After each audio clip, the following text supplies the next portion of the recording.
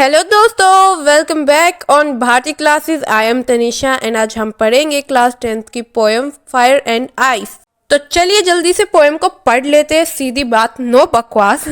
तो some say the world will end in fire, some say in ice, यानी कि कुछ लोगों का कहना है कि जो ये वर्ल्ड है, ये संसार है, ये दुनिया है, ये फायर से ख़त्म होगी, यानी कि इसका विनाश आग के द्वारा होगा। और कुछ लोगों का कहना है कि नहीं, इसका विनाश आइस के द्वारा यानी कि बर्फ के द्वारा होगा। हमारी इस पोएम में आइस एंड फायर का मतलब सिर्फ बर्फ और आग नहीं है, बल्कि फायर को सिंबलिक किया गया है डिज़ायर के रूप में, यानी कि जो फायर है वो इच्छाओं का प्रतीक दिखाया गया है यहाँ पे, और जो आइस है वो हेटर्ड यानी नफरत का प्रतीक दिखाया गया है। और कवि कह रहे हैं कि ये संसार किससे ख़त्म हो सकता है, इंसान की अधिकतर इच्छाओं से, उसकी डिज़ायर से, जो कि फायर को रिप्रेजेंट कर रहा है, या फिर इंसान की नफ़रत, उसकी हेटर्ड से, जो कि आइस को रिप्रेजेंट कर रहा है। From what I've tasted of desire I hold with those who favour fire.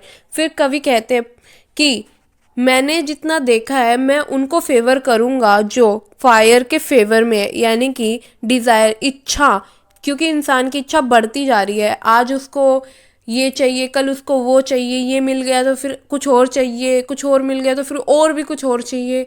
जैसे आज के टाइम पर जो पुअर पीपल है उनको क्या चाहिए, फूड की डिज़ायर है, और जो अमीर है उनके पास जैसे पैसा है तो वो क्या सोचते हैं कि और एक और ऐसे, मतलब और पैसा, यानी जिसके पास कुछ भी नहीं है उसको भी डिज़ायर है, उसकी भी इच्छा है, और जिसके पास सब कुछ है उसको भी कहीं ना कहीं इच्छा है कि उसको ये चाहिए वो चाहिए। मतलब इच्छा उनका अंत नहीं है, लोगों की इच्छा ख़त्म ही नहीं हो रही है मतलब।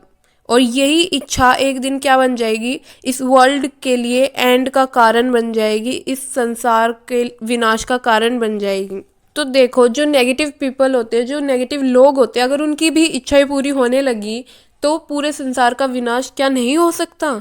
अब जैसे कोरोना का एग्जाम्पल लेते हैं, जहाँ से कोरोना आया उस देश की अगर इच्छा थी, कुछ मतलब न्यूज़ में मानना था कि उन्होंने बाकी देशों की अर्थव्यवस्था को तोड़ने के लिए ये सब किया, उन्होंने खुद क्रिएट करा। तो अगर सच में उनकी इच्छा थी, नेगेटिव इच्छा थी, उनकी नेगेटिव डिज़ायर थी, तो क्या उससे वर्ल्ड डिस्ट्रॉय नहीं हो सकता था? कितनी खतरनाक इच्छा थी वो।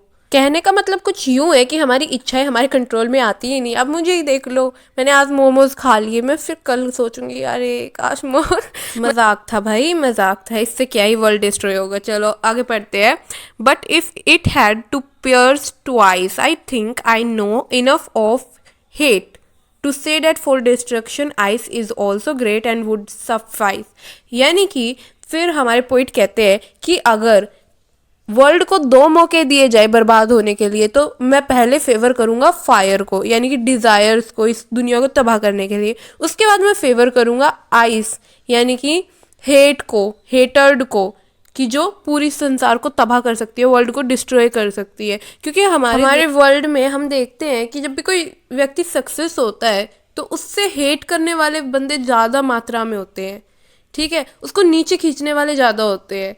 कोई सक्सेस पर जाएगा, कोई अच्छा कर रहा होगा तो उसको पीछे से ज़्यादा खींचा जाएगा। अगर ऐसा ही होता रहा तो हर बंदा एक दूसरे को पीछे खींचता रहेगा और हर कोई पीछे रह जाएगा और वर्ल्ड ऐसे ही ख़राब हो जाएगा बस।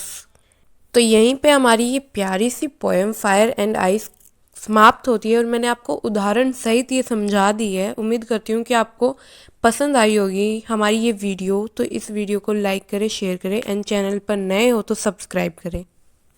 तो अब हम मिलते हैं अपनी नेक्स्ट वीडियो के साथ। तब तक हमारे चैनल को सब्सक्राइब कर लेना, एंड इस वीडियो को लाइक कर देना और शेयर भी कर देना हो सके तो। और तब तक के लिए बाय बाय।